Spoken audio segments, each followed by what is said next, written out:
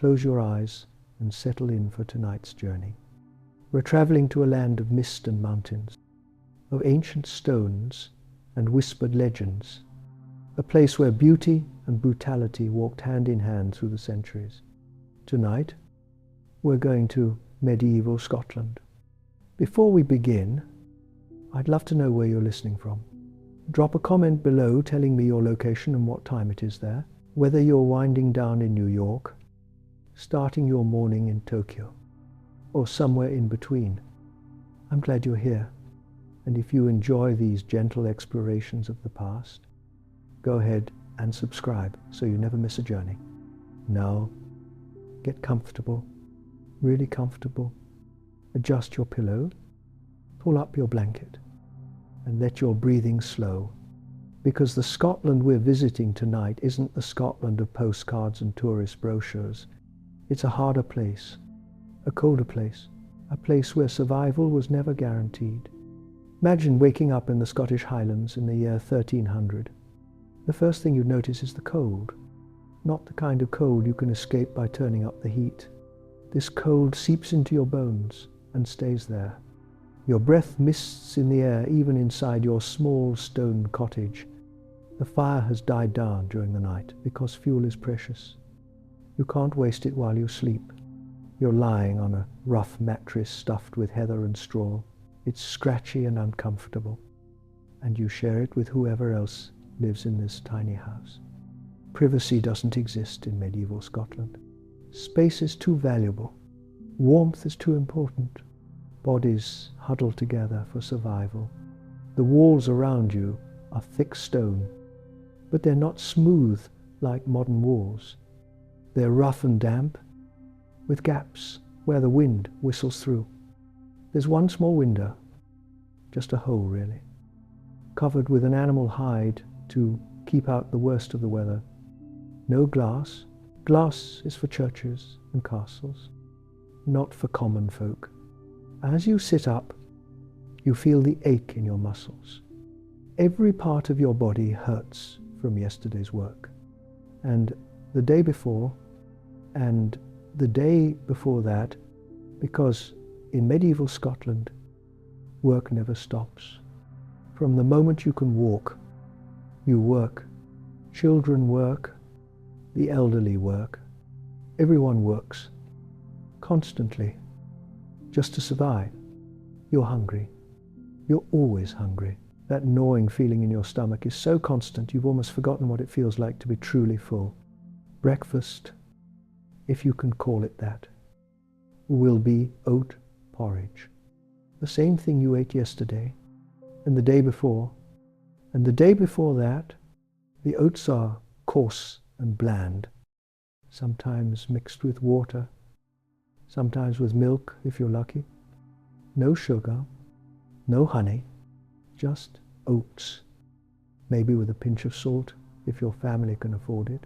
You'll eat this meal quickly, without enjoyment, because it's fuel, not pleasure. Then you'll get to work. Outside your cottage, the landscape is breathtaking.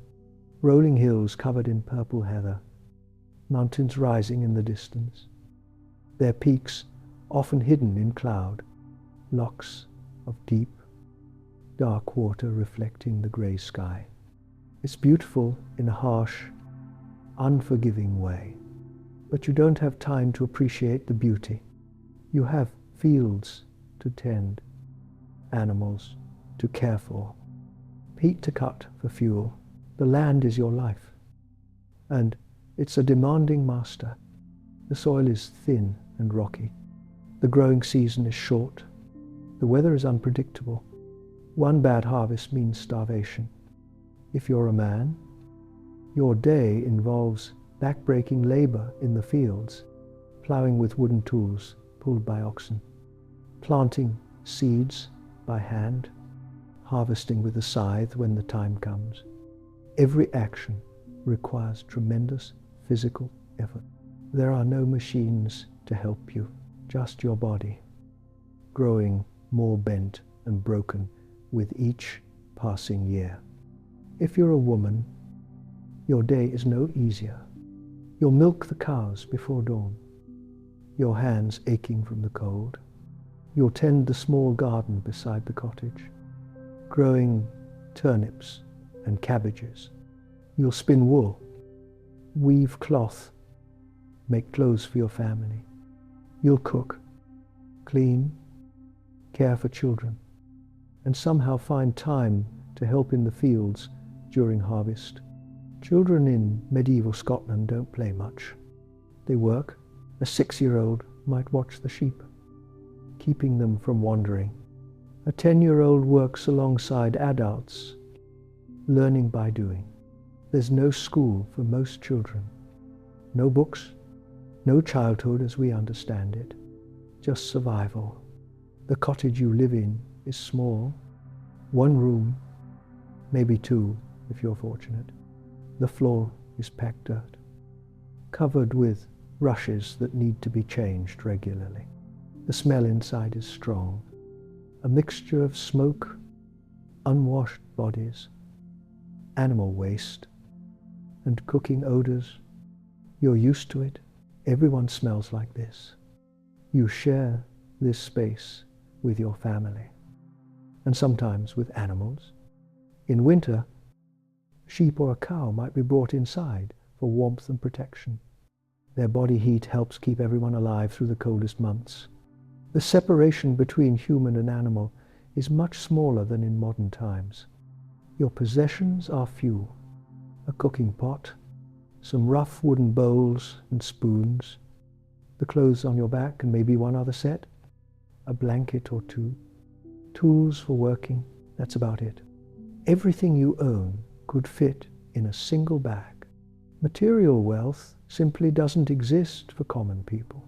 The clan you belong to is everything. Your identity comes from your clan. Your protection comes from your clan. Your enemies are your clan's enemies. Your allies are your clan's allies. The bond of kinship is stronger than any law, stronger than loyalty to any distant king. Your clan chief is like a father to everyone in the clan.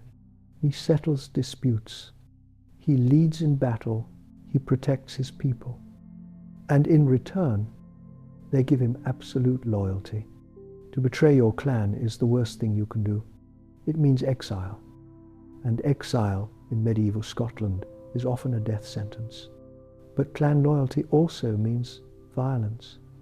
Endless, grinding violence. Your clan has feuds with other clans that stretch back generations. Nobody even remembers how some of these feuds started anymore. It doesn't matter. What matters is that Clan Campbell hates Clan MacDonald. Clan MacDonald hates Clan Campbell. And so the cycle continues. These aren't movie feuds with dramatic showdowns. This is brutal, practical violence. A raid in the middle of the night. Cottages burned, cattle stolen, men killed, women and children carried off, then retaliation, then counter-retaliation, on and on, year after year, century after century. You've lost people to these feuds. Everyone has. Your uncle was killed in a raid 5 years ago. Your cousin lost her husband last year. Your neighbor's son died just last month. The violence is so constant it becomes background noise to your life. You mourn, yes, but you also keep going because there's no other choice. The church is the other great power in your life. The Catholic Church in medieval Scotland isn't just about religion. It controls vast amounts of land. It demands heavy taxes called tithes. 1/10 of everything you produce goes to the church. Even when you're starving, the church takes its share. The local priest is one of the few people who can read and write. He performs baptisms, marriages, funerals. He tells you about heaven and hell, salvation and damnation. The church's message is clear. Your suffering in this life will be rewarded in the next, if you're obedient and faithful. The great abbeys scattered across Scotland are impressive buildings. much grander than anything else in the landscape.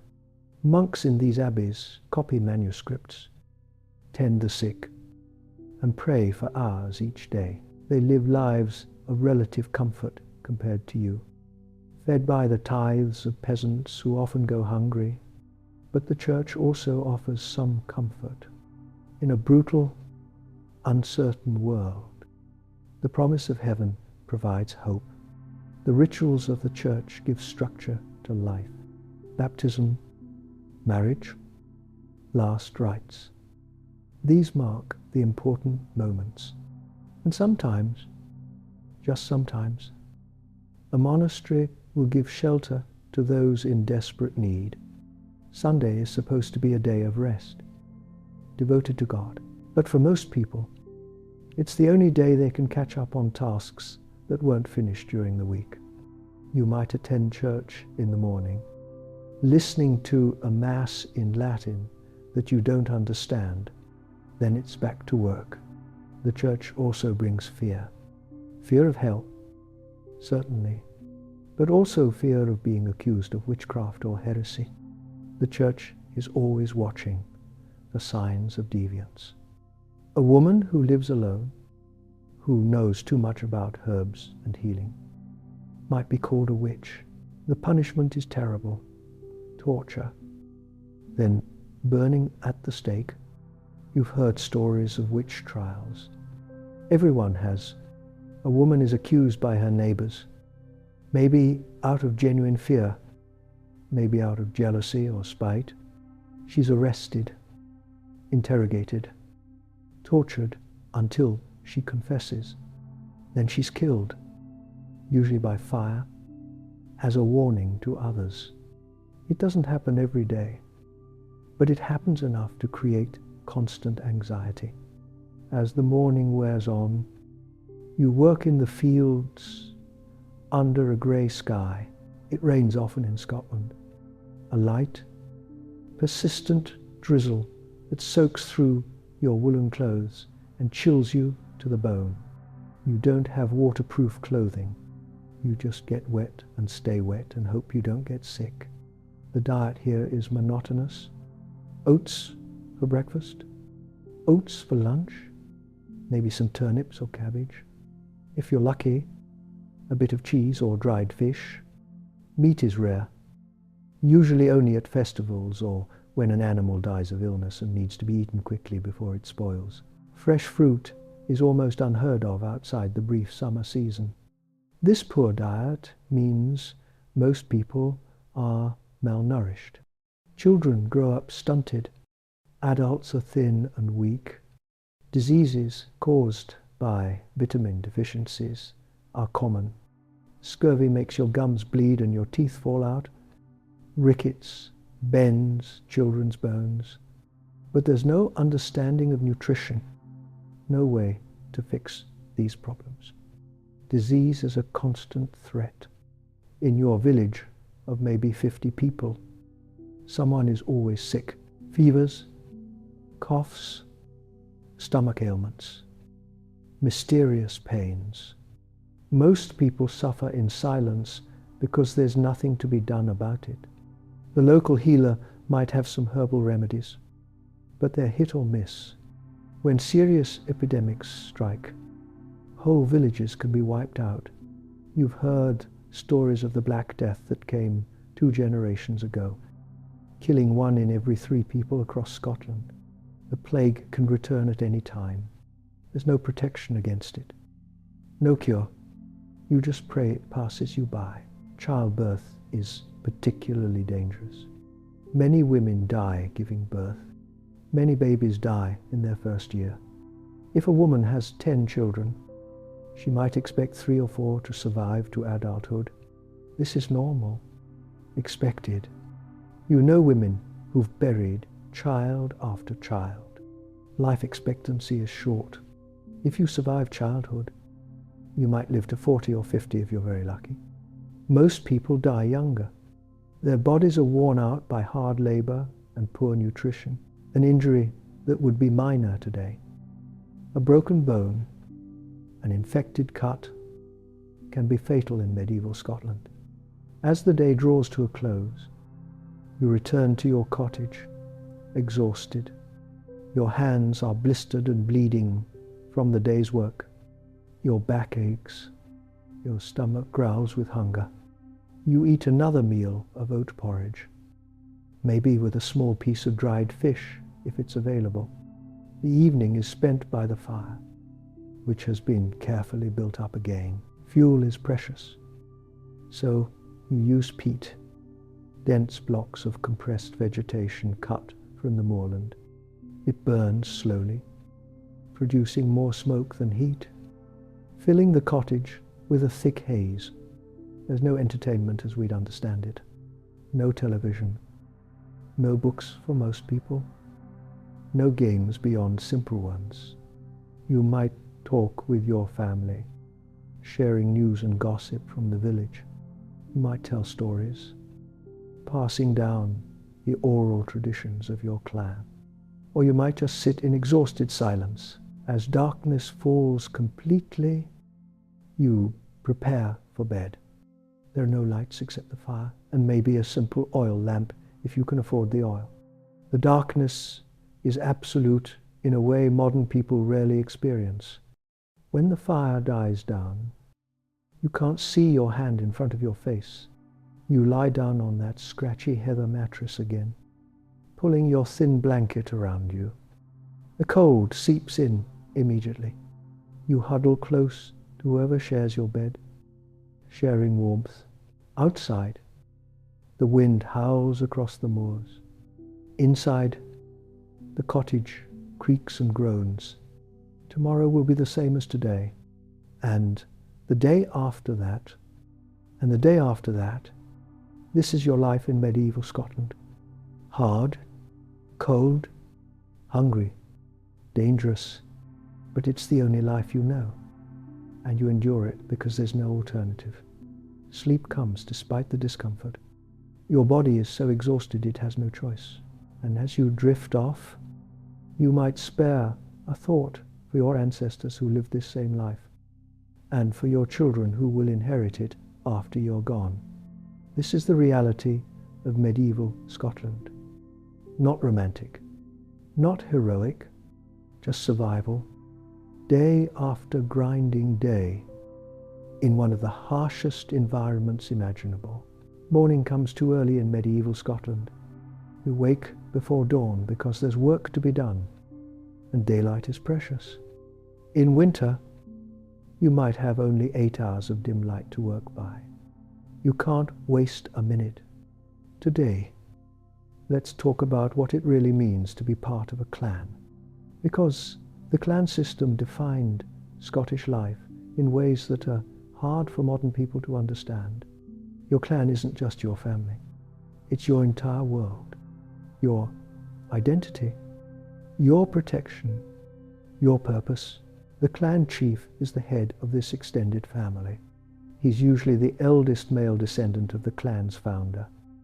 Though succession can be complicated, the chief has absolute authority over his clansmen. He settles disputes, dispenses justice, and leads in war. His word is law within clan territory. But being a clan chief isn't easy. He has responsibilities that weigh heavily. He must protect his people from raids by rival clans. He must ensure there's enough food to survive the winter. He must maintain alliances and manage feuds. One wrong decision can mean disaster for everyone. The chief lives in a tower house, a fortified stone building that's part home, part fortress. It's much grander than your cottage, with multiple floors and thick walls. But don't imagine luxury. Even the chief's home is cold, drafty, and uncomfortable by modern standards. It's just less miserable than everyone else's. Below the chief in the hierarchy are the tacksmen, lesser nobles who hold land from the chief and lead groups of clansmen in battle. Then come the ordinary clan members, farmers and herders who work the land. Everyone has a place in this structure, and everyone knows their place. What makes the clan system different from other feudal societies is the emphasis on kinship. You're not just a subject of your chief, you're his cousin, however distant. The chief is your protector, but also your relative. This creates bonds that are both stronger and more complicated than simple lord and tenant relationships. These bonds show themselves in countless small ways. When someone in the clan needs help, others provide it. Barn raisings, where the whole clan comes together to build someone a new barn. Shared harvests, mutual defense. The clan takes care of its own because the clan is family. But this same loyalty creates the feuds that tear Scotland apart when someone from Clan MacDonald kills someone from Clan Campbell. It's not just murder. It's an attack on the entire Campbell clan. Every Campbell has a duty to avenge this wrong. And so the cycle of violence continues. These feuds aren't like modern gang warfare. They're more pervasive, more total. Entire families are wiped out. Villages are burned. Cattle, the main form of wealth, are stolen in raids. Women and children are killed or carried off.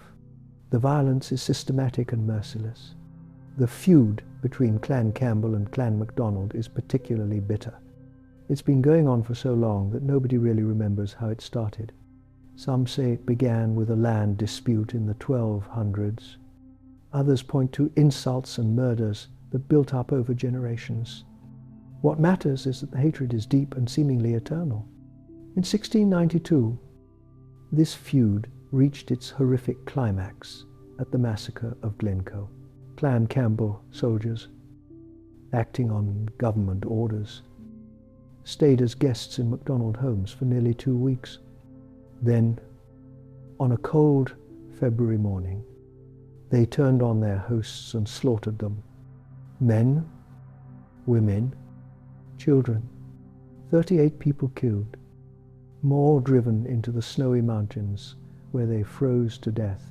This massacre shocked even a society used to violence. The laws of Highland hospitality were sacred. To accept someone's food and shelter, then murder them, was the worst betrayal imaginable. The Campbells' name was stained forever. The MacDonalds vowed revenge. The feud intensified. But let's return to your daily life. As a member of your clan, you have duties beyond just farming. Every able-bodied man is expected to fight when the chief calls.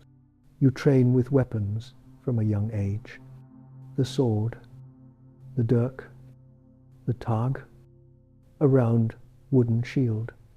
These are as familiar to you as farming tools. Clan warfare isn't like the organized battles you see in movies. It's raids and ambushes.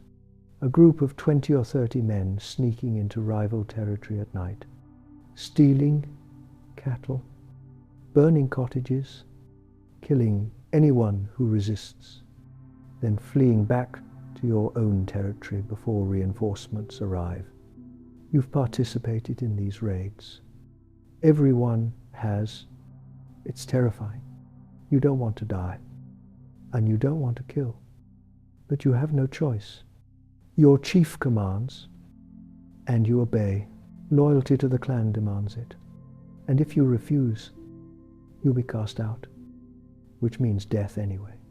The weapons you use are simple but effective. A broadsword, heavy and crude compared to the elegant swords of knights. A dirk, basically a long knife used for close fighting. A wooden shield covered in leather. If you're wealthy, you might have a bit of chain mail. Most don't. Combat is brutal and personal. You're close enough to see your opponent's face, close enough to smell his fear, close enough to hear his screams when you cut him down.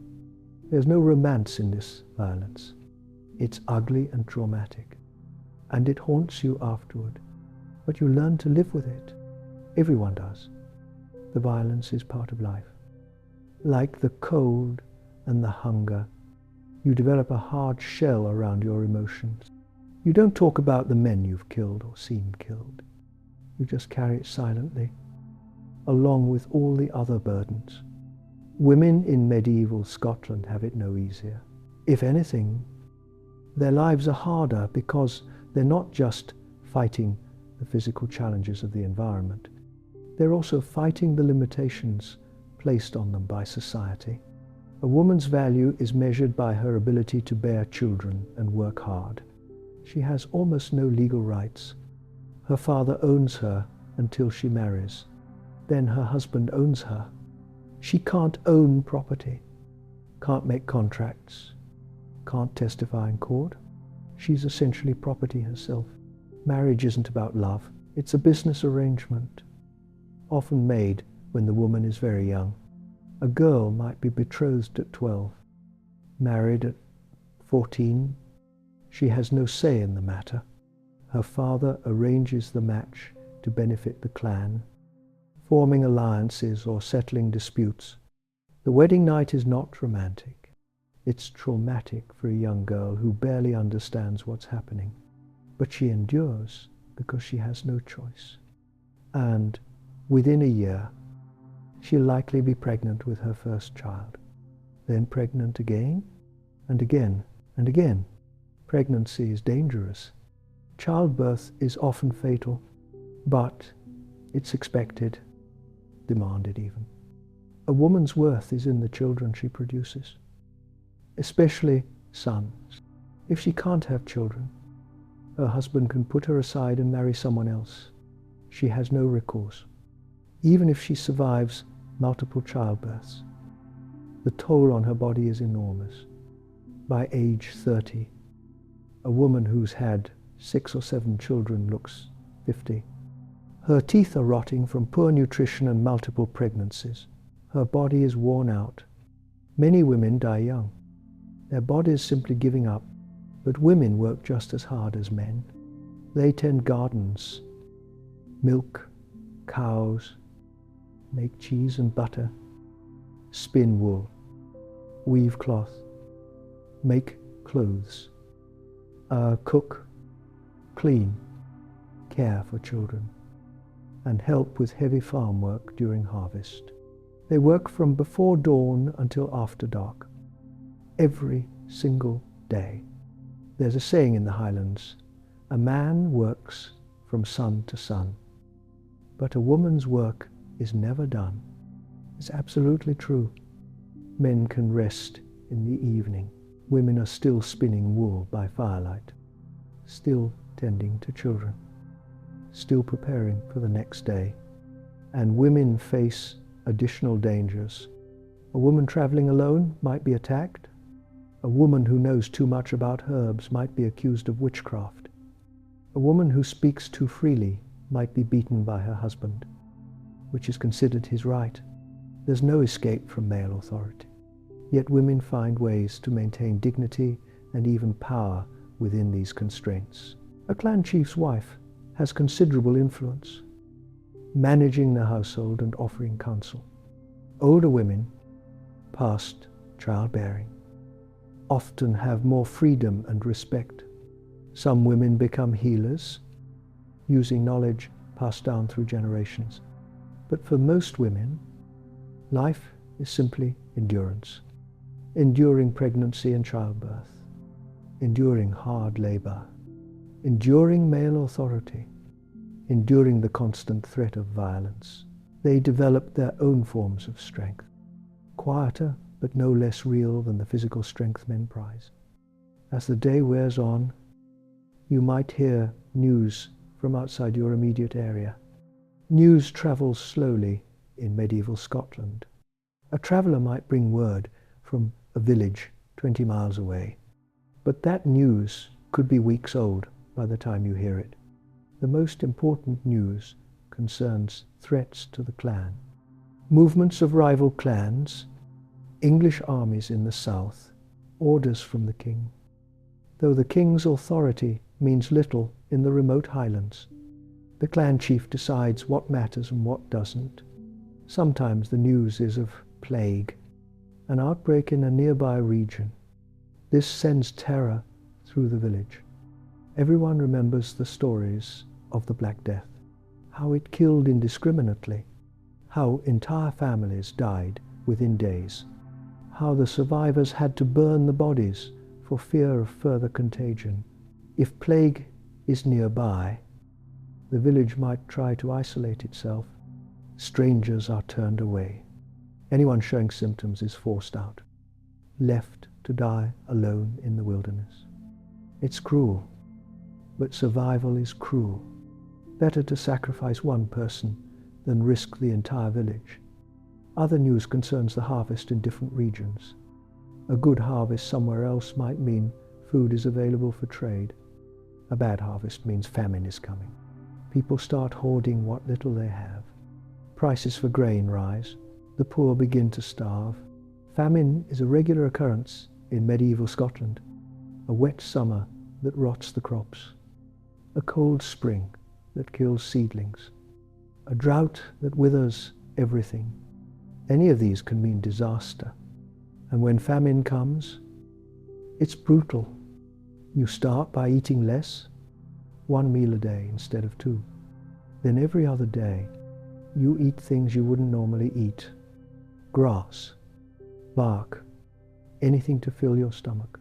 You watch your children grow thin and weak, their eyes hollow, their bellies swollen with hunger. People die during famines. The old die first, then the very young, then the sick. The strong last longest. But even they eventually succumb if the famine is severe enough. Bodies are buried quickly, without ceremony, because there's no strength left for proper rituals. The church offers little help during famines. The church has food stores, but they're for the clergy, not for starving peasants. The church might pray for you, might offer spiritual comfort, but it won't open its granaries. Its wealth is sacred, not to be shared with the common people. This creates resentment, though it's rarely expressed openly. You see the monks eating well while your children starve. You hear sermons about God's will while people die in the streets. You pay your tithes even when you have nothing, because refusing means eternal damnation. But beneath the surface, anger simmers. Why should the church have so much when we have so little? Why should priests live in comfort while we suffer? These questions have no safe answers, so they remain unspoken. But they're there, building over generations. As evening approaches, you return to your cottage. Your muscles ache from the day's labor. Your stomach is mostly empty, as it always is. You're too tired to talk much, so you eat your meager supper in silence. The fire is built up carefully. Every piece of peat is precious. It has to last through the night, keeping the worst of the cold at bay. You bank it before sleeping, covering it with ash so it smolders slowly until morning. Before bed, you might say a prayer. Most people pray daily, asking God for protection, for food, for survival. Prayer is one of the few comforts available. The hope that somewhere someone is listening and might help. Then it's bed, on that uncomfortable mattress, under that thin blanket. Another day survived. Tomorrow will bring the same struggles, but tomorrow is tomorrow's problem. For now, you sleep, your body demanding rest despite the cold and discomfort. This is life in medieval Scotland, an endless cycle of work and survival, punctuated by violence and disease and famine. It's not a life anyone would choose, but it's the only life available. So you endure it, day after day, year after year, generation after generation. Let's talk about the land itself, because the Scottish landscape shapes everything about medieval life. The Highlands are beautiful, yes, but they're also brutal. Understanding this helps you understand why life here is so hard. The mountains are ancient, worn down by millions of years of wind and rain. They're not the sharp peaks you see in the Alps. They're rounded, covered in heather and grass, dotted with exposed rock, beautiful from a distance, exhausting to climb, impossible to farm on. Between the mountains lie the glens, narrow valleys where rivers run. This is where people live, in the slightly flatter land along the river. But even here, the soil is thin and acidic. You can't grow wheat like they do in England. You can barely grow oats and barley. The weather makes everything harder. It rains constantly, not heavy downpours usually, but persistent drizzle that soaks everything. Your clothes are damp. Your bedding is damp. The walls of your cottage are damp. Mold grows on everything. Dampness seeps into your bones and stays there. Winter is the hardest season. The days are short, barely 8 hours of dim light. The temperature drops below freezing regularly. Snow blankets the ground for months. The wind howls down from the mountains, cutting through even the thickest woolen clothing. In winter, you're trapped. You can't travel far because the paths are impassable. You can't work outside for long because you'll freeze. You huddle in your cottage, burning precious fuel, eating from your dwindling stores, praying you have enough to last until spring. Many don't make it through winter. The old and the sick die first. Children die from cold and hunger. Even healthy adults can succumb to illness when their bodies are weakened by malnutrition and constant chill. Spring brings relief, but also new challenges. The snow melts, turning paths into rivers of mud. Fields flood. Seeds rot in the waterlogged soil. You watch anxiously, hoping the weather will improve enough for planting. If spring comes too late, the growing season will be too short. Summer is brief and precious. Maybe 3 months of relatively warm weather. This is when everything grows. The heather blooms purple across the moors. The crops shoot up in the fields. Animals fatten on good grass. You work frantically, making the most of this short window of plenty. But even summer brings dangers. Sometimes it's too wet, and the crops rot. Sometimes it's too dry, and they wither.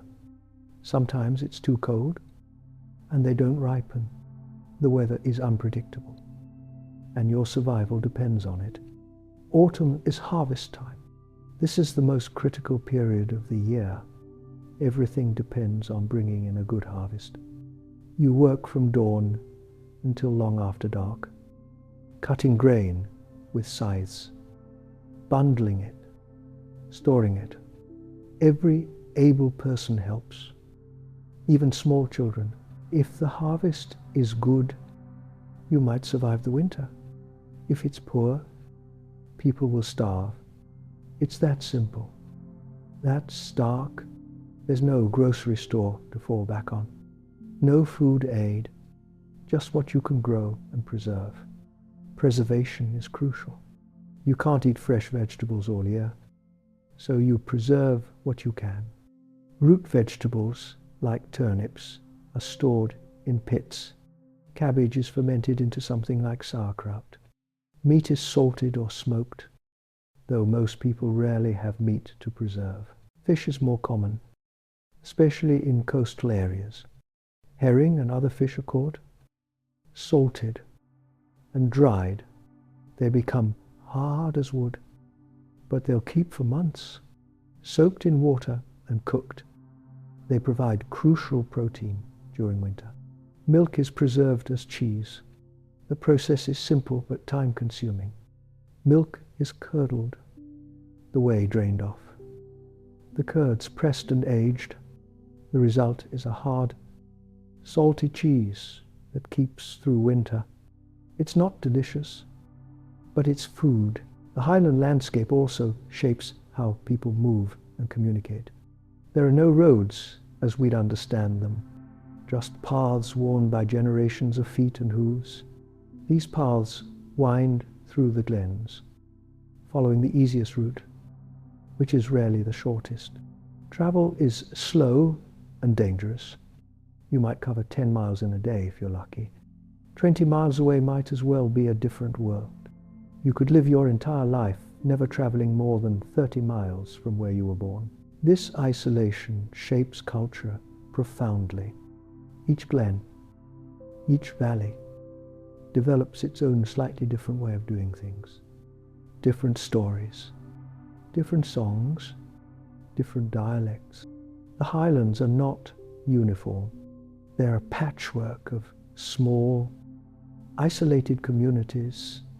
Communication between communities is limited. News travels by word of mouth, carried by the occasional traveler. A major event might take weeks to be known across the highlands. You live in a bubble, knowing your immediate area intimately, but the wider world hardly at all. This isolation also means help is far away. If your village is attacked, there's no one to call. If disease strikes, no doctor will come. You're on your own, dependent entirely on your clan and your immediate neighbors. The land itself provides resources, but you have to work hard to get them. Peat for fuel is cut from boggy areas in summer. You slice rectangular blocks from the dense, compressed vegetation, stack them to dry, then transport them home. It's back-breaking work. Stone is everywhere, and you use it to build walls and cottages. But moving large stones is brutally hard without modern equipment. You use wooden levers and rollers, and sheer muscle power. Construction is slow and exhausting. Wood is scarce in many areas. The great forests that once covered Scotland have been cleared over centuries. In many parts of the highlands, there are no trees at all. This makes building difficult. You can't build log cabins without logs. Instead, you build with stone and turf. The walls are thick stone, mortared with mud. The roof is wooden beams if you can get them, or whalebone in coastal areas, covered with turf. These cottages blend into the landscape, looking almost like small hills. The highland landscape is also home to dangers. Wolves still roam the more remote areas, though they're becoming rare. They don't often attack humans, but they will take sheep and cattle. You guard your animals carefully.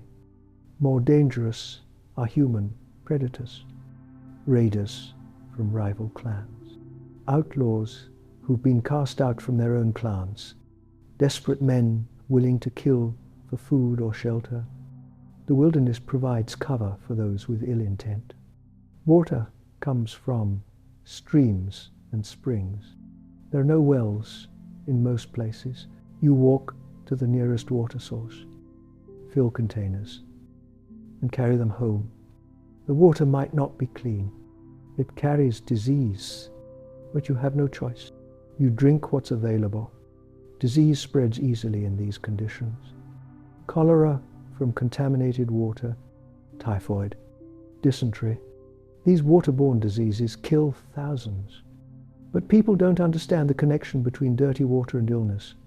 They just know that sometimes water makes you sick, and sometimes it doesn't.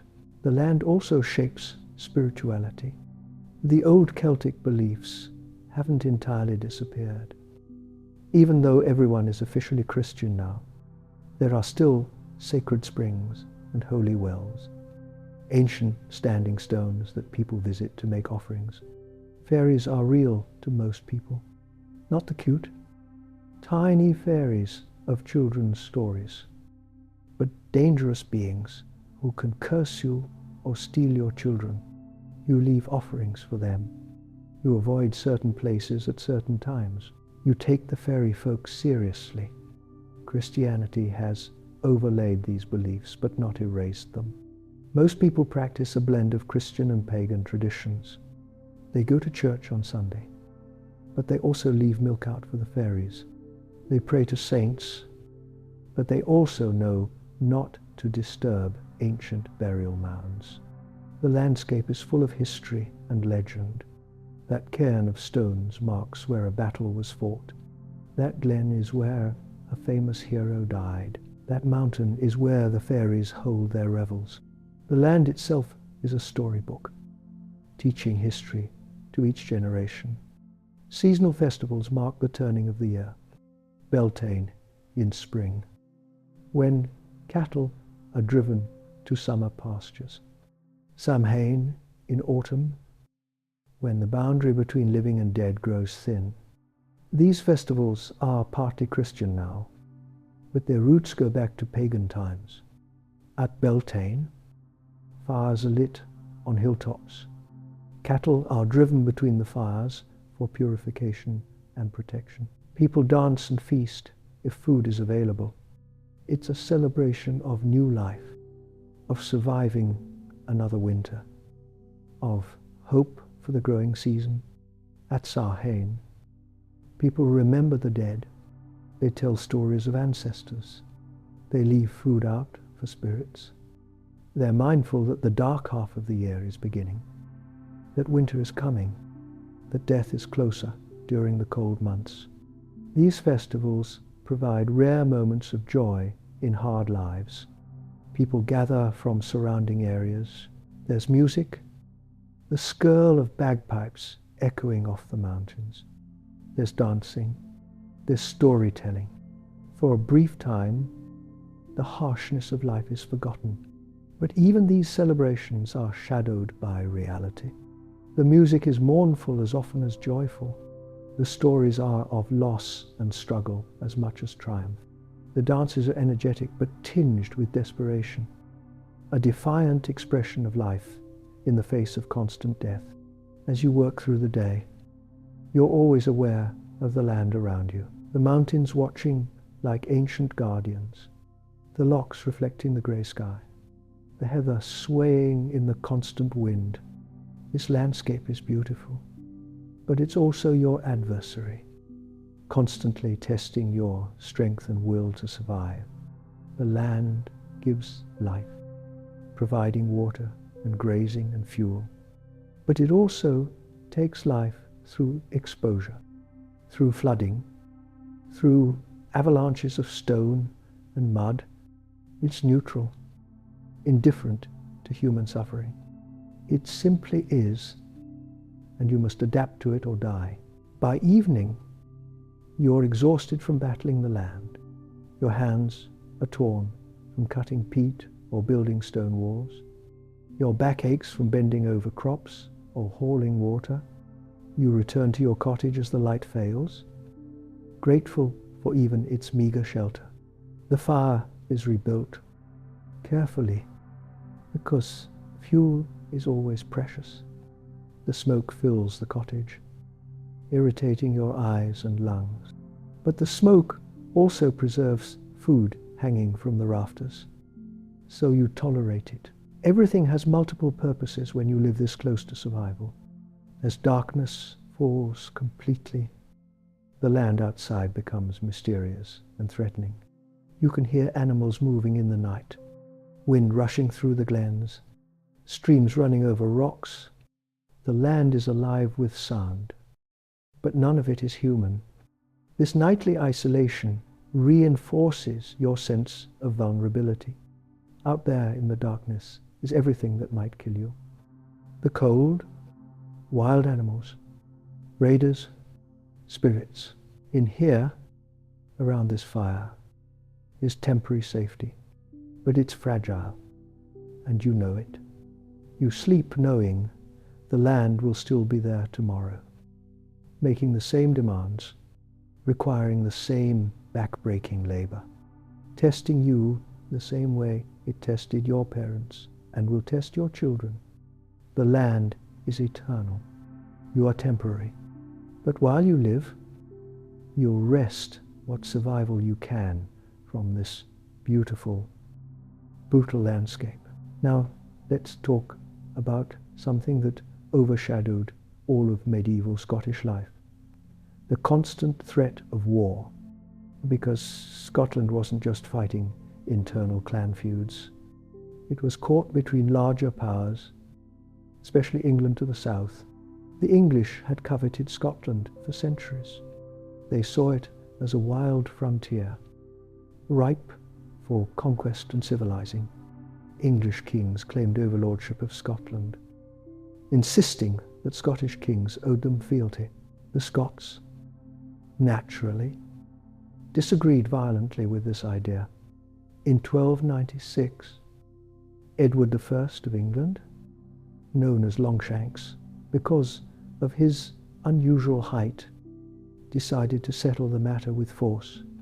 He invaded Scotland with a massive army. The Scots were unprepared and disorganized.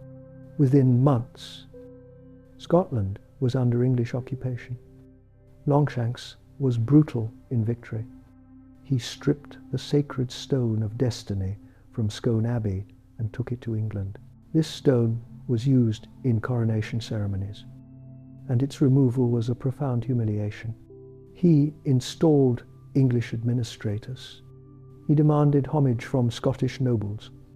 For ordinary Scots, the occupation was devastating. English soldiers took what they wanted: food, livestock, women. Villages were burned if they resisted. Men were killed or pressed into labor.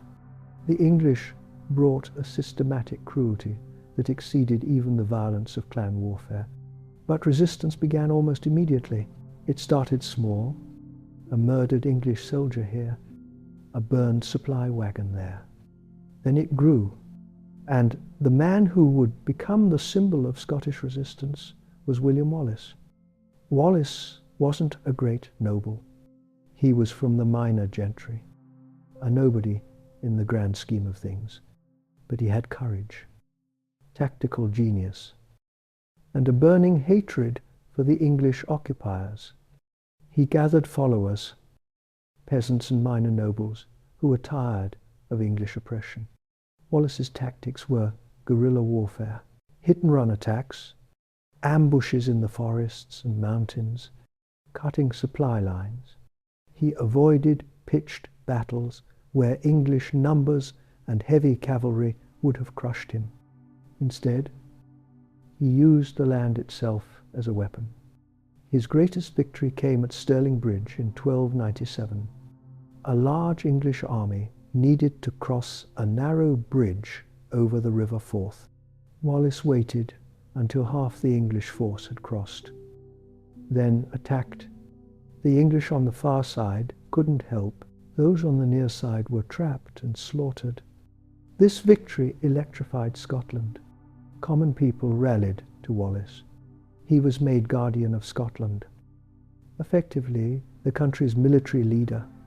For a brief, shining moment, it seemed Scotland might actually win.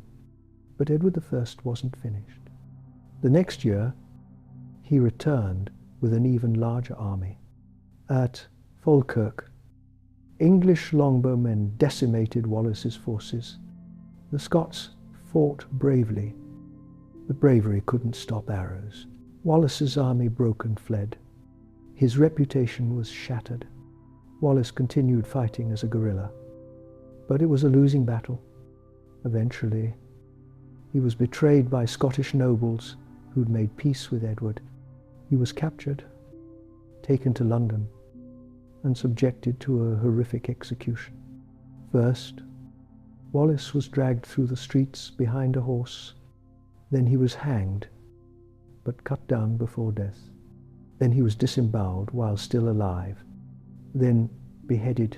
Finally, his body was cut into quarters, his limbs displayed in different Scottish cities as a warning. But Wallace's death didn't end Scottish resistance. It inspired it.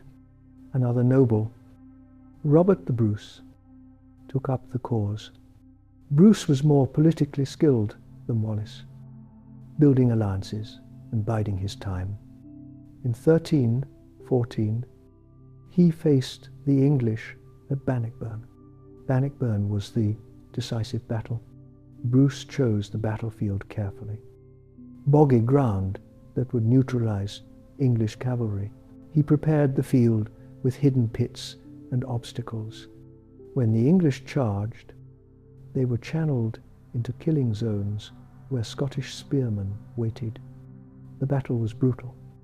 English knights, trapped in boggy ground, were pulled from their horses and killed. English infantry, pressed together and unable to maneuver, were slaughtered by Scottish spears. By the end, the English army was destroyed. Bannockburn secured Scottish independence, at least temporarily, but the wars continued for decades. Border regions were devastated by constant raiding from both sides. Villages changed hands repeatedly. Fields went unplanted because farmers had fled or been killed. For ordinary people, these wars were catastrophic. Armies on both sides lived off the land, taking food from peasants who could barely feed themselves. Soldiers burned crops to deny them to the enemy, leaving civilians to starve. Women were raped. Men were killed or forced to serve in armies. The violence was random and terrifying. You might wake up to find soldiers at your door, demanding food and shelter. If you couldn't provide it, they'd kill you and take what they wanted anyway. If you could provide it, they might kill you when they left, just to eliminate witnesses. Children grew up knowing war as the normal state of things. They learned to hide when armed men approached. They learned to bury food and valuables. They learned that soldiers, whether English or Scottish, were dangerous and to be avoided. This constant warfare depleted Scotland's already limited resources. Men who should have been farming were off fighting. Crops that should have been growing were burned. Animals that should have been breeding were slaughtered for food. The economic impact was crushing. Trade nearly ceased because roads weren't safe. Craftsmen couldn't work because there were no customers. Markets shut down. The few people with money hoarded it, afraid of what might come next. Disease followed war like a shadow. Armies brought plague and other infection. Bodies left unburied spread contamination. Malnutrition from food shortages weakened immune systems. Epidemics swept through populations already stressed to the breaking point. The church tried to provide some stability, but it was compromised. Some clergy supported the English, others supported the Scots, still others tried to stay neutral and help whoever needed it. The church's divided loyalties reduced its moral authority. Meanwhile, the Scottish nobility were playing their own games. Some supported independence. Others thought alliance with England would bring peace and profit. Still others switched sides depending on who seemed to be winning. Their power struggles made everything worse. Robert the Bruce himself had switched sides early in the wars. He'd sworn allegiance to Edward I before becoming Scotland's champion. This pragmatism was typical of medieval nobles, whose first loyalty was to their own power and wealth, not to abstract concepts like nationhood. The common people couldn't afford such flexibility. They were tied to the land. They couldn't switch sides or flee to safety. They endured whoever was in power, English or Scottish, and hoped to survive. After Bannockburn, a sort of peace settled over Scotland, but it was fragile and partial. Border raids continued. English kings still claimed Scotland. Tension simmered, occasionally boiling over into violence. The Declaration of Arbroath, written in 1320, expressed Scotland's determination to remain independent. It's a stirring document, declaring that Scots would never submit to English rule. that they fought not for glory or riches, but for freedom alone. But the reality was more complicated. Scottish nobles were constantly negotiating with England, making deals, breaking deals. Some warfare was about independence, but much was simply about power and land. High ideals coexisted with base motives. For you, living through all this, the wars are an ever-present shadow. Even in peacetime, you know war could return at any moment. You've lost family to these conflicts. Everyone has. The wars have shaped your life in countless ways. You've seen things you wish you could forget. Villages burning, bodies in ditches, starving children, wounded men dying slowly because there's no medical care. These images stay with you, surfacing in dreams, coloring your view of the world. The wars have made you harder, more cynical. You've learned not to trust authority, whether English or Scottish. You've learned that noble words about honor and freedom mean little when soldiers are stealing your food. You've learned that survival requires cynicism and flexibility, but the wars have also created a sense of Scottish identity. Before the wars of independence, Scotland was more a geographic expression than a nation. Lowlanders and Highlanders had little in common. Clans were more important than kingdoms. The English threat changed that. Faced with a common enemy, Scots began thinking of themselves as a people, not a unified people. Certainly, the divisions remained, but there was a growing sense that Scotland was something worth fighting for. This emerging nationalism was strongest among the common people. The nobles might negotiate with England, but peasants had no such options. They couldn't bargain for favorable terms. They could only resist or submit, and many chose resistance. This resistance took many forms. Some fought with Wallace and Bruce, others practiced passive resistance, hiding food from requisitions, providing false information to occupiers, helping fugitives escape. It was dangerous, and many paid with their lives. The wars also accelerated social changes. The old feudal order was breaking down. When nobles switched sides or were killed, new men rose to power. Commoners who fought well might be rewarded with land. The strict hierarchies loosened slightly, but this upheaval also meant instability. Traditional authorities were weakened. Law and order broke down in many areas. Bandit gangs roamed the countryside. Justice became even more arbitrary than usual. As evening falls on another day of uneasy peace, you wonder how long it will last. Will the English come again? Will the clans resume their feuding? Will there be another war? More destruction? More death? You have no answers. You can only live day to day, hoping for the best, preparing for the worst. You've survived this long through a combination of luck, cunning, and endurance. You'll need all three to continue surviving. The fire crackles as you bank it for the night. Outside, the wind howls down from the mountains. Somewhere out there, in the darkness, are all the threats that might destroy you. English armies, raiding clans, disease, famine, all waiting. But for now, you're alive. Your family is alive. You have food. However meager, you have shelter.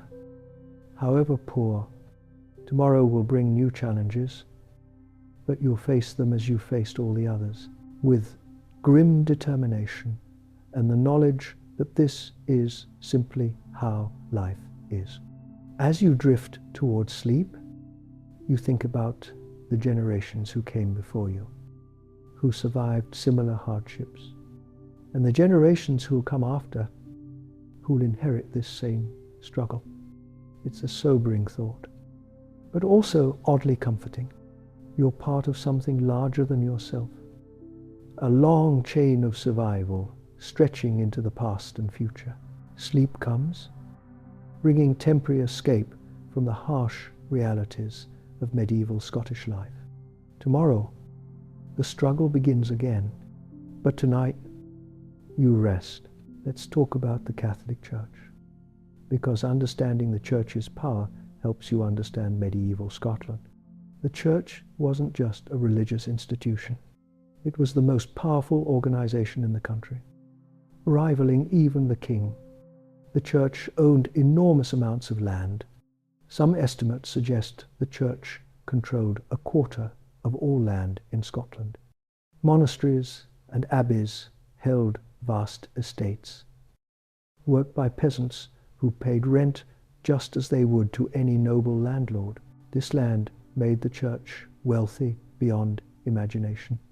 The great abbeys of Melrose, Jedburgh, Dryburgh, and Kelso were magnificent stone buildings that took decades to construct. Their architecture was more sophisticated than anything else in Scotland, including royal castles. Inside these abbeys lived monks who'd taken vows of poverty, chastity, and obedience. But the poverty was collective, not individual. The monasteries themselves were rich. Monks ate well, wore warm robes, slept in real beds. Their poverty was luxury compared to how you lived. But the Church's wealth came from you, from your tithes. 1/10 of everything you produced went to the Church. If you grew 10 sacks of oats, 1 sack went to the Church.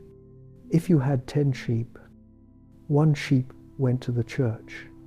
This was mandatory, enforced by threat of eternal damnation. During good years, this tithe was merely burdensome. During bad years, it was catastrophic. Imagine your family is starving, your children crying with hunger, and the Church demands its 10th. You have to give it. If you don't, you risk being denied the sacraments, which means you'll die unshriven and go to hell. The local priest collected these tithes. He was usually the only educated person in the village, one of the few who could read and write. He performed all the important rituals: baptisms, marriages, last rites. He was the gateway between you and God. Most priests were poor themselves, living only slightly better than their parishioners.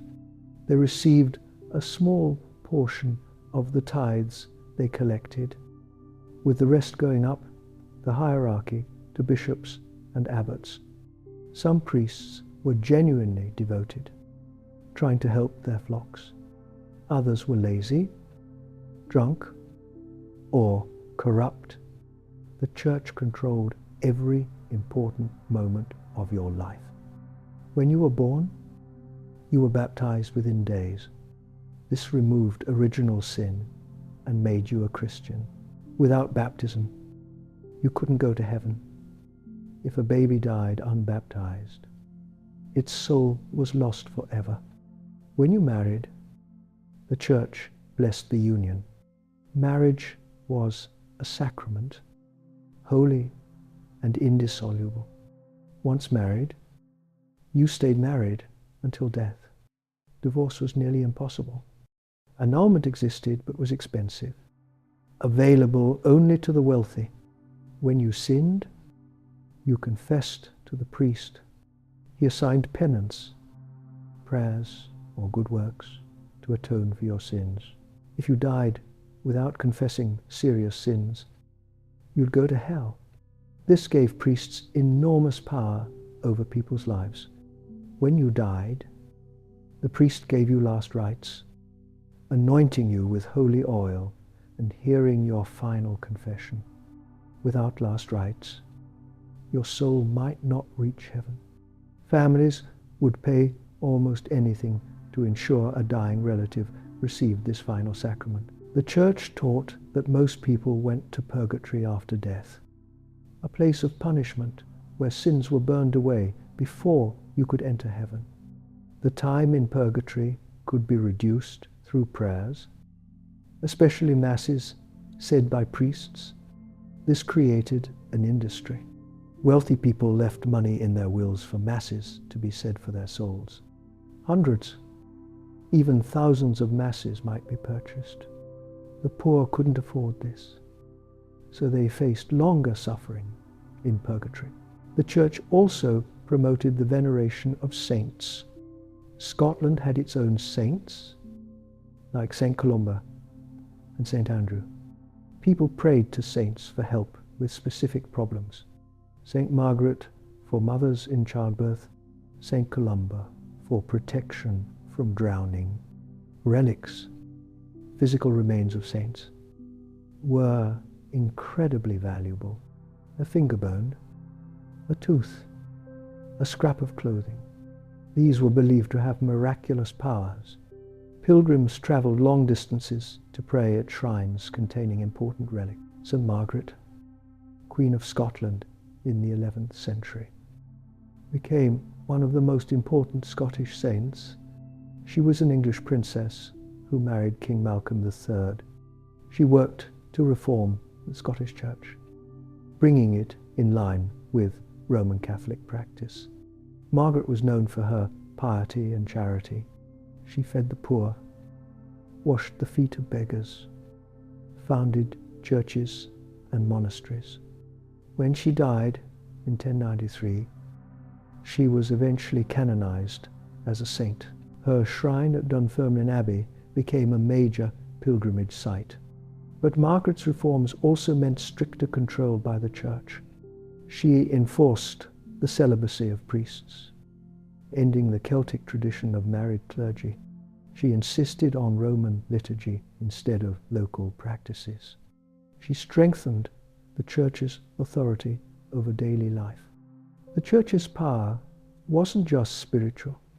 It had its own courts that tried cases involving clergy or church law. These ecclesiastical courts operated by different rules than secular courts.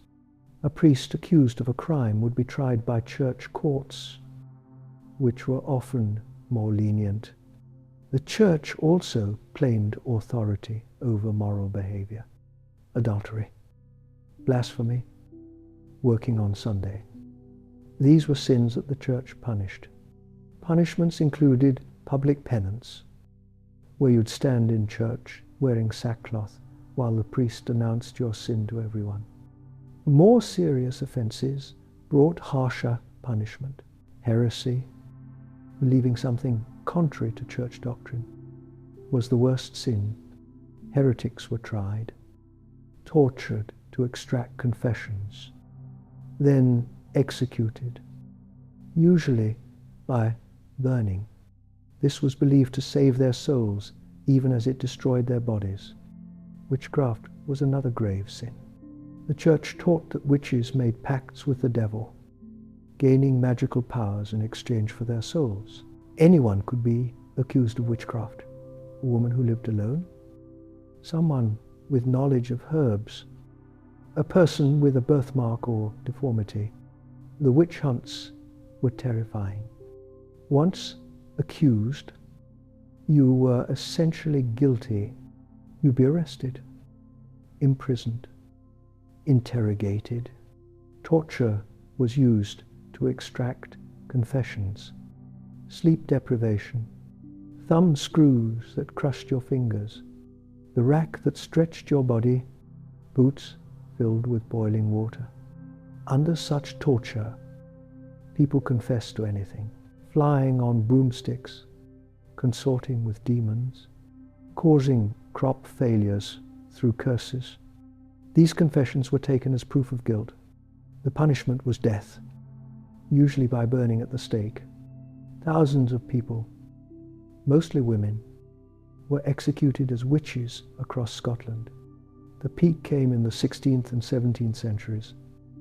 But witch beliefs were strong in medieval times too. The fear of witchcraft created a climate of suspicion and paranoia. You had to be careful what you said and did. A neighbor might accuse you out of spite. An illness or accident might be blamed on your curse. Being different in any way.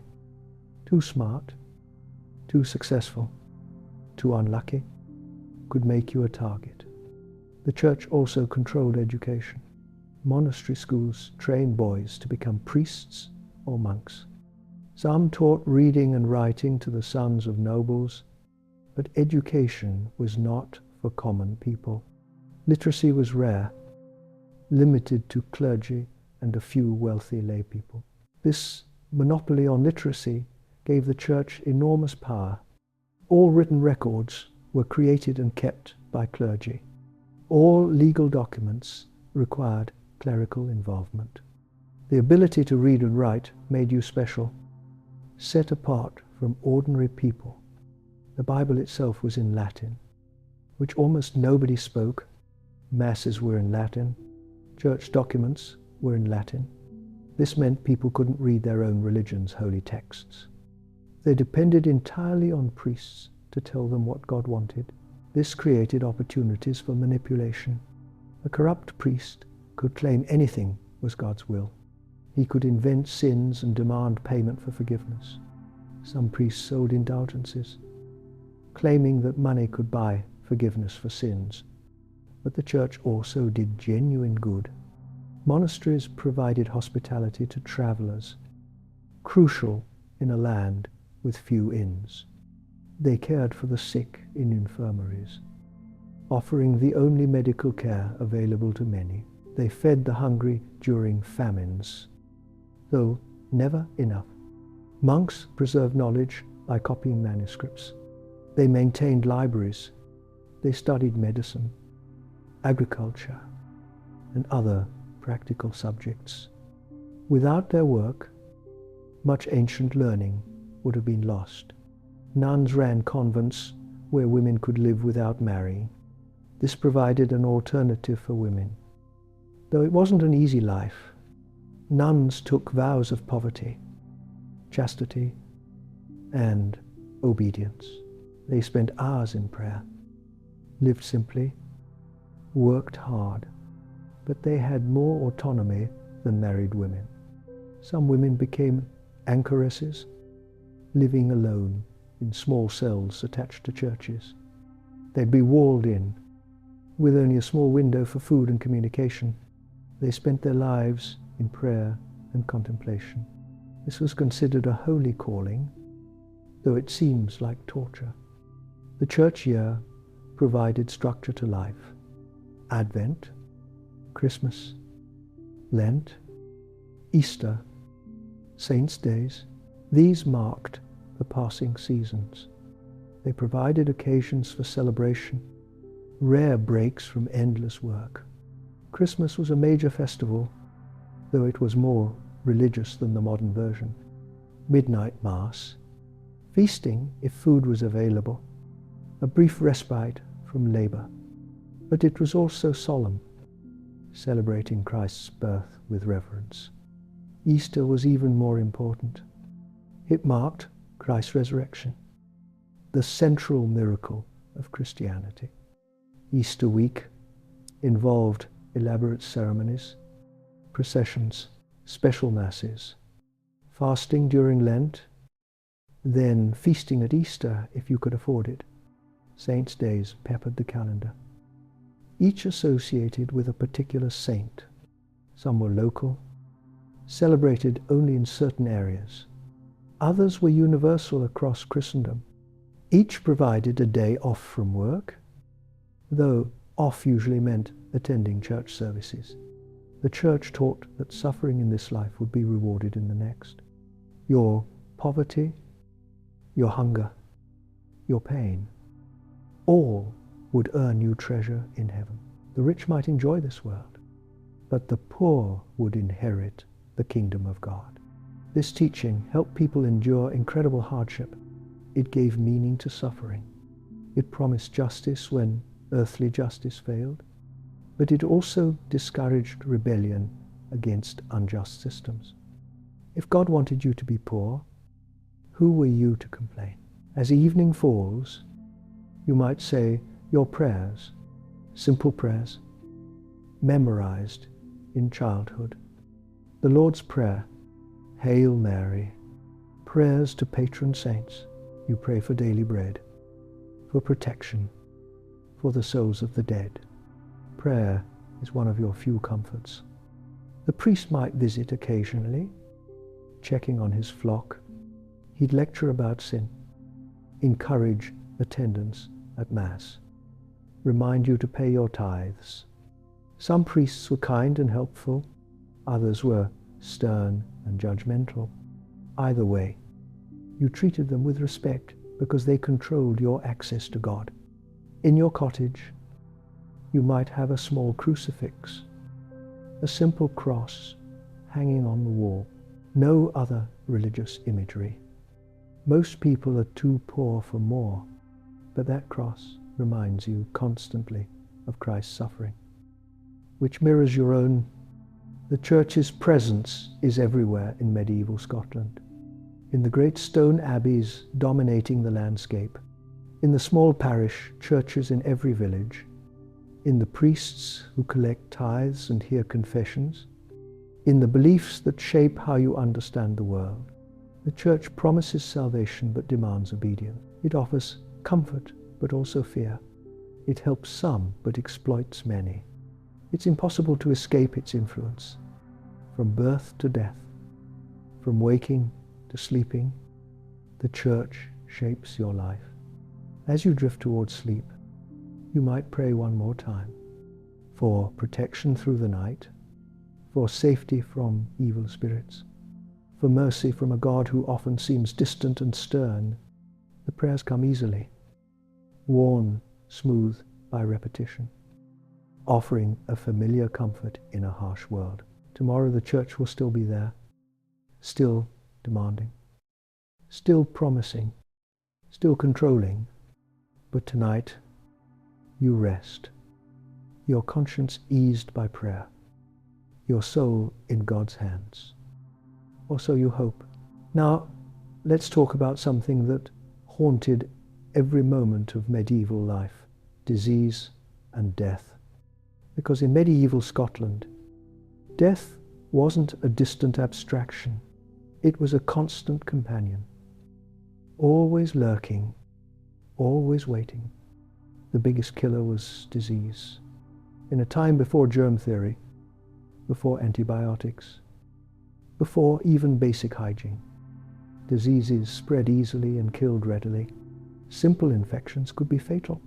A cut that got infected could kill you within days. The most feared disease was plague. The Black Death first reached Scotland in 1349, arriving on ships from the continent. It spread with horrifying speed. Victims developed black swellings, buboes, in their armpits and groin. They vomited blood. Their skin turned dark and gangrenous. Most died within days of showing symptoms. The plague killed about 1/3 of Scotland's population. Entire villages were wiped out. Fields lay unplanted because there was no one to work them. Bodies piled in the streets because there weren't enough living to bury the dead. People didn't understand what caused the plague. Some blamed bad air, miasmas rising from swamps. Others saw it as God's punishment for sin. Some blamed the Jews, leading to persecution. The real cause, fleas on rats, was never suspected. Without understanding the cause, people couldn't prevent it. They tried various methods, lighting fires to purify the air, carrying bunches of herbs to ward off miasmas, praying for divine intervention. Nothing worked. The plague killed rich and poor, young and old, pious and sinful alike. The plague returned periodically throughout medieval times. Each outbreak brought fresh terror. You never knew when it might strike. A traveler might bring it to your village. suddenly people would start dying, and there was nothing you could do but pray and hope you'd be spared. But plague wasn't the only killer. Typhoid, spread by contaminated water, caused high fevers and delirium. Dysentery, also from bad water, caused bloody diarrhea that could kill through dehydration. Tuberculosis, the White Plague, caused a slow wasting death as it destroyed the lungs. Smallpox left survivors scarred and sometimes blind. Measles killed many children. Whooping cough suffocated infants. Leprosy was rare but terrifying, causing flesh to rot away. Lepers were forced to live apart from others, ringing bells to warn people of their approach. Childbirth was one of the most dangerous times for women. Many women died giving birth or shortly after from infections or hemorrhaging. The death rate was shockingly high. Perhaps 1 woman in 20 dying in childbirth.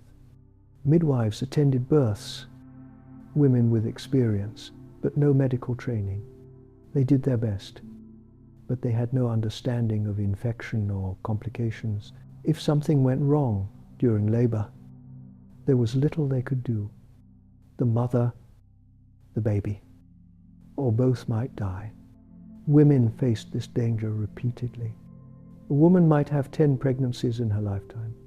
Each one was a brush with death. Many women didn't survive all of them. It was common for men to outlive multiple wives who died in childbirth. Infant mortality was even higher. Perhaps half of all children died before age 5. Mothers learned not to become too attached to newborns because the odds were so poor. Children weren't even named immediately. You waited a few weeks to see if they'd survive. The causes were many. Disease, obviously, but also malnutrition. Poor women couldn't produce enough milk to feed their babies properly. Accidents were common in crowded cottages where fires burned and babies crawled near danger. Simple diarrhea could kill an infant through dehydration. Older children faced different dangers. Accidents while working, drowning in rivers or lochs, being kicked by cattle or horses, injuries from tools. The world was full of hazards for children who had to work alongside adults from a young age. Medical care was primitive to non-existent. There were no doctors in most areas. What passed for medicine was a mixture of folk remedies, superstition, and sheer guesswork. Some treatments might have helped through sheer luck. Most did nothing or made things worse. For a fever, you might be bled. The theory was that illness came from an imbalance of humors, bodily fluids. Removing blood would supposedly restore balance. In reality, bloodletting weakened patients when they needed strength most. Herbal remedies were common. Some actually worked. Willow bark contains a compound similar to aspirin and can reduce pain and fever. Honey has antibacterial properties, but most herbal treatments were based on magical thinking rather than effectiveness. The doctrine of signatures held that plants resembling body parts could treat those parts. A plant with heart-shaped leaves might treat heart problems. This made no sense, but it was widely believed. Much medicine was based on such nonsense. Prayer was considered the most important treatment. Illness was often seen as punishment for sin. The cure was confession, penance, and prayer. Priests were called to the sickbed as often as healers. This did nothing for the body, but might have offered psychological comfort. Wise women, older women with knowledge of herbs and healing, were the closest thing to medical practitioners for common people. They set broken bones, treated wounds, delivered babies. Some were skilled and helpful. Others were incompetent or worse. But wise women lived under constant suspicion. Their knowledge made them suspect. If they healed someone, They might be accused of witchcraft. If a patient died, they might be blamed for cursing them. It was a dangerous position. Broken bones were common in a world of hard physical labor. If you broke an arm or leg, it might be set. The bones aligned and splintered, but often it healed wrong, leaving you crippled. A severe break could become infected, requiring amputation or resulting in death. Amputations were performed without anesthesia. Imagine having your leg sawed off while fully conscious, held down by strong men as you screamed. Then the stump was cauterized with hot iron to stop bleeding. Many died from shock or infection. Dental problems were universal. People's teeth rotted from poor diet and no dental care. Toothaches were excruciating, lasting for weeks or months. Eventually, the tooth might fall out on its own, or someone would pull it out with crude tools. No anesthesia, just pain. Mental illness was poorly understood and harshly treated. Someone acting strangely might be thought to be possessed by demons. Treatment could involve exorcism, beatings to drive out the demon, or being locked away. Those with severe mental illness were often abandoned by their families. Disabilities were common and permanent. A man blinded by disease or injury would spend the rest of his life as a beggar. A woman crippled by a badly healed broken leg could barely work, becoming a burden to her family. There was no help, no support system. As you age, your body breaks down. By 40, if you live that long, you're old. Your back is bent from decades of labor. Your joints ache constantly. Your teeth are mostly gone. You might be partially deaf or blind. Your body is wearing out, and there's nothing to stop the decline. People aged quickly in medieval Scotland. A woman of 30 might look 50. A man of 40 might look 60. Hard work, poor nutrition, constant stress, all took their toll. Youth was brief. Old age, if you reached it, was painful. Death could come at any time, for any reason. A sudden illness, an accident, violence. One day you're working in the field. The next day you're dying. There's often no warning, no time to prepare. When death comes, the rituals are important. The dying person confesses to a priest if one is available. Last rites are given. The family gathers. There might be time for farewells, or death might come too quickly. After death, the body is washed and wrapped in a simple shroud. There are no coffins for common people. The body is buried quickly, within a day, because it starts to decompose. A grave is dug in the churchyard. The priest says prayers. The body is lowered and covered. The grave might be marked with a simple wooden cross or a pile of stones. Often there's no marker at all. Within a generation, no one remembers exactly where you're buried. Your grave is forgotten, plowed over, lost to memory. Mourning is brief. People die so often that elaborate mourning isn't practical. You grieve. Yes, the loss of a child, a spouse, a parent is painful, but you can't stop working. Life demands that you keep going. Some deaths are harder than others. Losing a child never gets easier. No matter how common it is, watching your child waste away from disease, unable to help, is agony. But it's an agony most parents experience multiple times. Plague deaths are particularly traumatic. The disease is so horrible, the death so painful, the contagion so feared. When plague strikes, families sometimes abandon dying members, too frightened to care for them. Bodies are buried in mass graves or even left unburied. Death in childbirth leaves a particular kind of devastation. A husband loses his wife. Children lose their mother. Often the baby dies too. The family is shattered, forced to rebuild while grieving. Violent death, from raids or warfare, brings its own trauma. A man killed in a raid might not receive proper burial. His body might be left where it fell. His family might never know exactly what happened. Left with uncertainty and imagining the worst, the Church teaches that death isn't the end. Your soul continues, going to heaven, hell, or purgatory. This belief provides comfort. The pain of this life is temporary. Eternal reward awaits the faithful. But there's also fear. What if you die unshriven, without confession? What if your sins are too great? What if you end up in hell, tortured forever? The Church uses this fear to control behavior. Most people hope for purgatory. It's painful, yes, but temporary. Eventually your sins will be burned away and you'll reach heaven.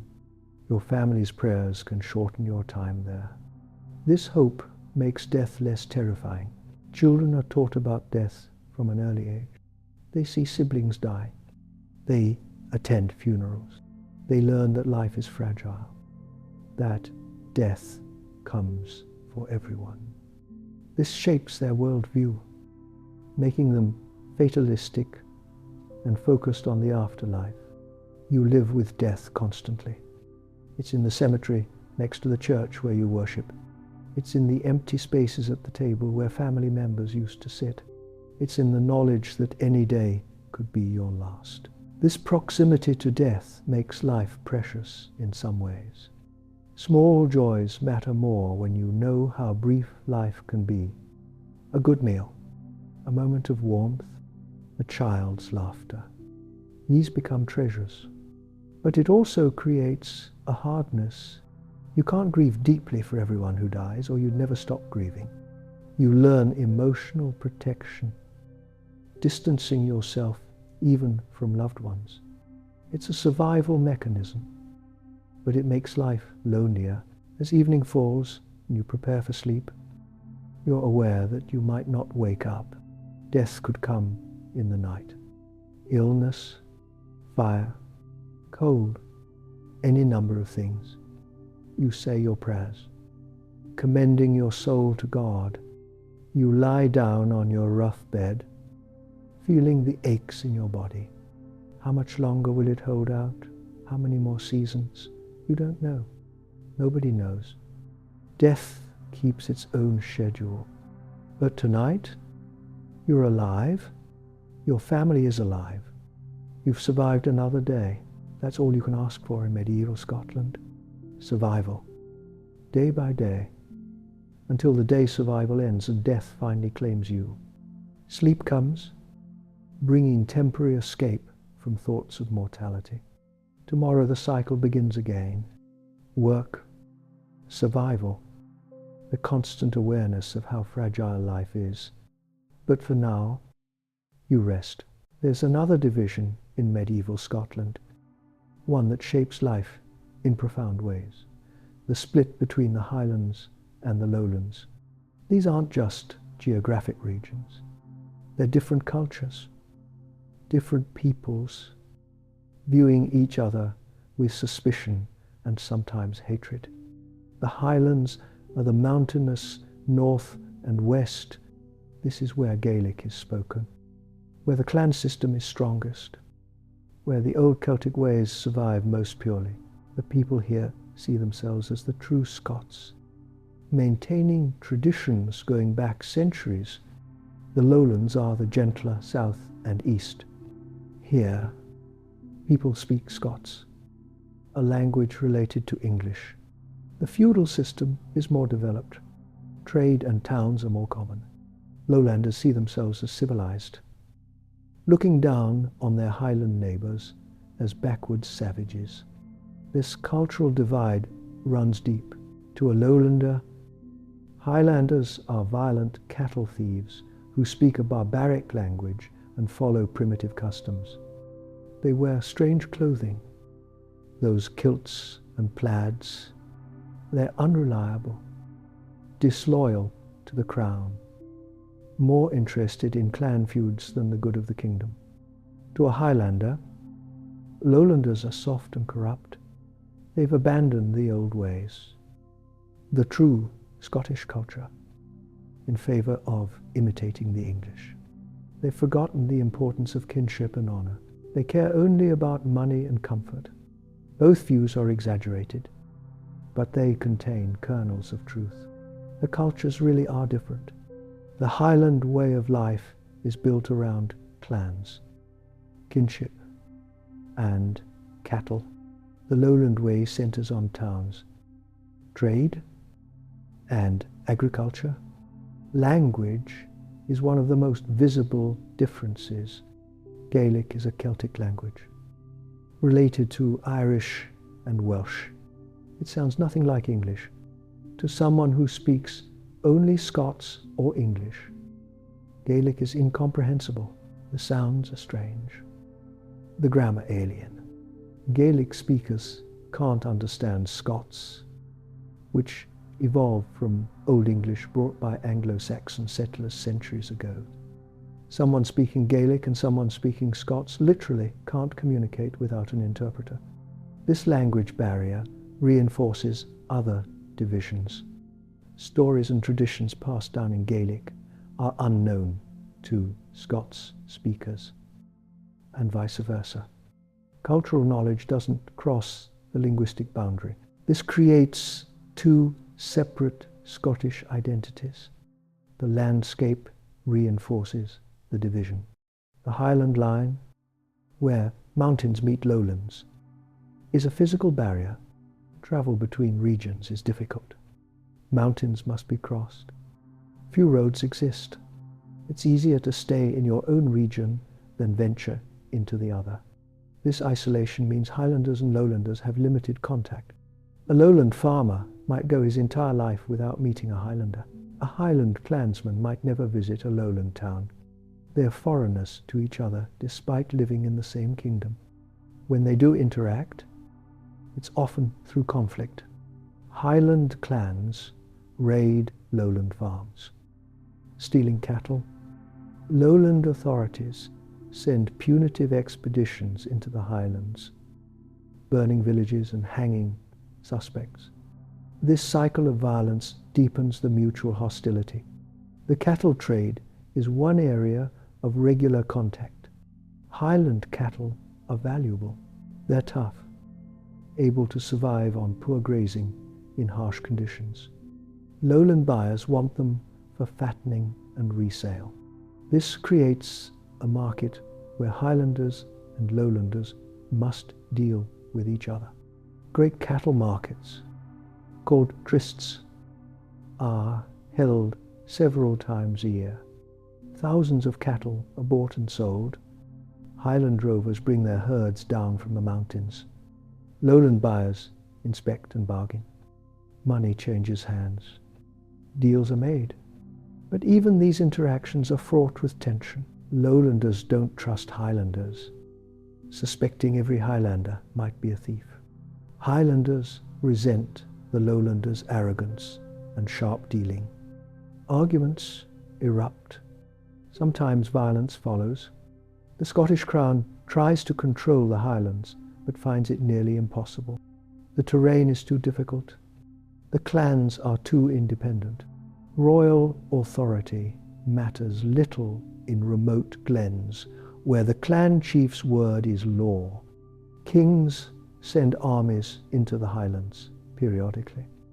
Trying to enforce order, they build forts. They appoint sheriffs. They pass laws demanding that Highland chiefs send their heirs to be educated in the lowlands. None of it works very well. The Lords of the Isles represent the ultimate Highland independence. For centuries, these Gaelic princes ruled the Western Highlands and Islands almost as a separate kingdom. They made treaties, raised armies, and defied Scottish kings with impunity. The lords of the Isles saw themselves as equals to the Scottish king, not subjects. They maintained their own court, dispensed their own justice, and even negotiated with foreign powers. From their perspective, they were continuing ancient Gaelic lordship traditions. Scottish kings saw this as rebellion and worked to break the lords of the Isles' power. In 1493, James IV finally succeeded in eliminating the lordship, bringing the Western Highlands more firmly under royal control. But even this didn't eliminate Highland independence. The clan chiefs simply continued as they had before, mostly ignoring the distant king. They collected their own taxes, judged their own disputes, and made their own wars. Royal authority remained theoretical in much of the Highlands. Lowlanders developed elaborate prejudices against Highlanders. They characterized them as lazy, living off cattle raiding rather than honest work, as primitive, unable or unwilling to adopt modern agricultural methods, as violent, always feuding and fighting. Highland dress became a symbol of barbarism to Lowlanders. The belted plaid, a long piece of tartan cloth wrapped around the body, seemed strange and uncivilized. Why not wear proper trousers and jackets like civilized people? Highland custom seemed equally strange. The fostering system, where children were sent to be raised by other families to create bonds, the practice of hand fasting, trial marriage for a year and a day, the belief in second sight and fairy folk, all seemed evidence of Highland backwardness. Highlanders had their own prejudices about Lowlanders. They saw them as greedy and materialistic, caring only about money, as cowardly, unable to fight properly, as having lost their Scottish identity, becoming essentially English. Highland culture valued martial prowess, loyalty, and honor. Lowland culture valued commerce, education, and industry. Neither understood or respected the other's values.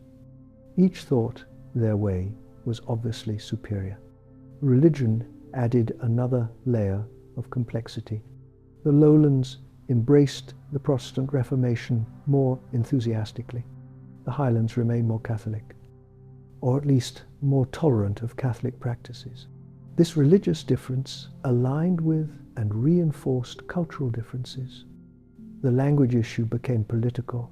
Lowland authorities tried to suppress Gaelic, seeing it as a marker of rebellious Highland culture. Laws were passed requiring English education. Speaking Gaelic could be punished. The goal was to erase Highland distinctiveness, but language suppression failed. Gaelic persisted in the Highlands because it was bound up with identity. To speak Gaelic was to be truly Scottish, to maintain connection with ancestors and traditions. Highlanders resisted cultural assimilation. For you, living in medieval Scotland, this divide affects your life, even if you never encounter someone from the other region. Your identity is partially defined in opposition to them. You're Highland or Lowland, Gaelic or Scots-speaking. And that matters. If you're a Highlander, you might never travel to the Lowlands. The clan provides everything you need. Your identity comes from your place in the clan structure. Your language is Gaelic. Your culture is that of your ancestors, unchanged for generations. You've heard stories about Lowlanders, how they live in towns, buying food instead of growing it, how they're soft, unable to survive in the harsh mountains, how they've betrayed Scottish traditions. These stories reinforce your sense that Highland culture is superior. If you're a Lowlander, the Highlands seem dangerous and foreign. You've heard about savage clans fighting endless feuds, about raids and thievery, about people living in primitive conditions, speaking an incomprehensible language. You're glad you live in the civilized lowlands. You might deal with Highlanders at cattle markets, wary of being cheated or robbed. Or you might never meet one, knowing them only through stories and prejudice. Either way, they're other, different, not quite fully Scottish in your view. This divide weakens Scotland. Energy that could go toward building a stronger nation instead goes toward internal cultural conflict. Highlanders and Lowlanders can barely cooperate, even against common enemies. When English armies invade, they exploit these divisions. They make alliances with some clans against others. They play Highlands against Lowlands. Scotland's internal divisions make it vulnerable to external threats. Some Scots recognize this problem. The Declaration of Arbroath in 1320 speaks of Scottish unity. Poets and bards celebrate a common Scottish identity. But rhetoric can't overcome deep cultural divides. The reality is that medieval Scotland is not one nation but two, uneasily sharing territory. The political boundary between Scotland and England is clear. The cultural boundary between Highlands and Lowlands is just as real but runs through the middle of the country. This situation will persist for centuries, even as Scotland modernizes, even as Gaelic declines, even as the clan system weakens. The Highland-Lowland divide will remain. It's etched into the landscape, embedded in language, reinforced by history. For now, in medieval times, the division is at its sharpest. Two cultures, two languages, two ways of life, coexisting but separate, sometimes trading, often fighting, rarely truly understanding each other. As evening settles over Scotland, whether in Highland glen or Lowland town, people speak different languages, tell different stories, imagine different futures. They're all Scots, technically, but they don't feel like one people. In your cottage, you speak your language, maintain your customs, and tell your children stories of your people. Whether Highland or Lowland, you're teaching them who they are, which includes teaching them who they're not. The fire burns low. Outside, Scotland lies divided against itself. The mountains separate Highlander from Lowlander as effectively as any international border. The languages create walls of incomprehension. The cultures clash rather than blend. This is another hardship of medieval Scottish life. Not just the physical challenges, but the social divisions that prevent cooperation and mutual support. Scotland could be stronger, united. Instead, it's fractured, weakened by internal conflict. But this is your world, the only one you know. The divisions seem natural, inevitable. Of course, Highlanders and Lowlanders are different. Of course, they don't mix. That's just how things are. As you drift towards sleep, you're content in your identity. You know who you are and who you're not. That certainty provides comfort in an uncertain world, even if it also perpetuates divisions that harm everyone. Sleep comes, bringing dreams perhaps of your own land, your own people. Tomorrow the division will remain, as it has for centuries, as it will for centuries more. But tonight, you rest in the certainty of your place in Scottish society. Divided though it may be, we've journeyed through medieval Scotland together, seeing life as it really was. Harsh, cold, hungry, dangerous, divided. Now, as we come to the end of our exploration, let's take a moment to reflect on what all this means. Life in medieval Scotland was brutal. There's no other word for it. From the moment you were born until the day you died, you faced challenges that would break most modern people within days. Cold that never relented, hunger that never fully disappeared, work that never ended. You woke before dawn in a freezing cottage and worked until darkness fell. Your hands were raw, your back ached, your stomach growled. This wasn't occasional. This was every day, every week, every year. For your entire life, disease stalked you constantly. Simple infections killed, childbirth killed, plague swept through periodically, killing thousands. You buried children, parents, siblings, friends. Death was as familiar as breathing. Violence was everywhere. Clan feuds, border raids, wars with England, witch hunts, executions. You witnessed brutality regularly, might have participated in it. Blood and death were part of the landscape.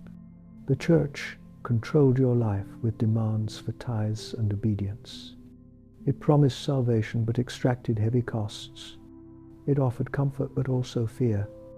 You couldn't escape its authority. You were divided from your fellow Scots by culture and language. Highlanders and Lowlanders viewed each other with suspicion. Scotland wasn't one nation but two, weakened by internal division. And yet, people survived, families continued, communities endured, Scottish culture persisted. How? Through resilience, through adaptability, through finding moments of joy in desperate circumstances, through bonds of kinship and community, through hope, however slim, that tomorrow might be better. The people of medieval Scotland weren't superhuman. They were ordinary people facing extraordinary challenges. They suffered, they struggled, they often failed. But enough of them succeeded that Scotland survived. They found beauty in harsh landscapes, comfort in small pleasures, a warm fire on a cold night, a good harvest after years of failure, a child who survived when so many didn't. These small victories sustained them. They created culture despite everything.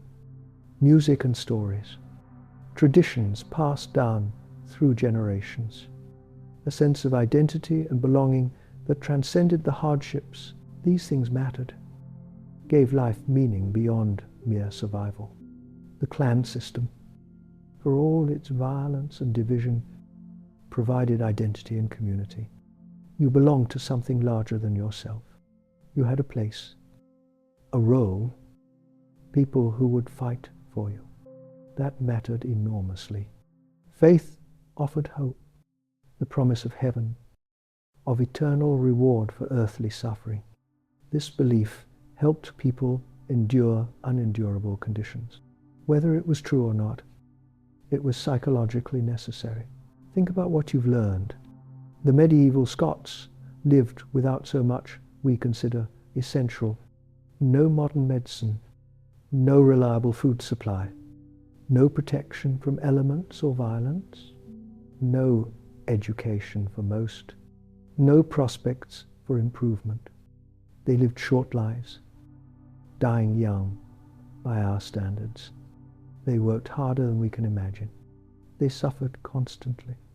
By any objective measure, their lives were worse than almost anything experienced in the developed world today. And yet they were fully human. They loved and hated, hoped and feared, rejoiced and grieved.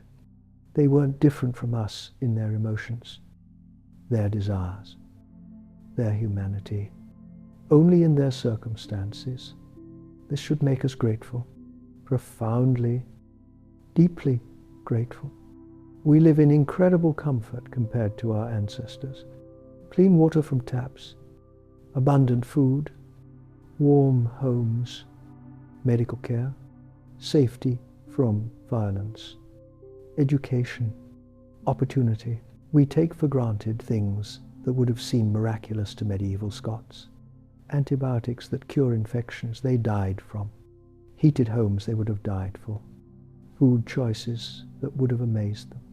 Painless dentistry. Safe childbirth.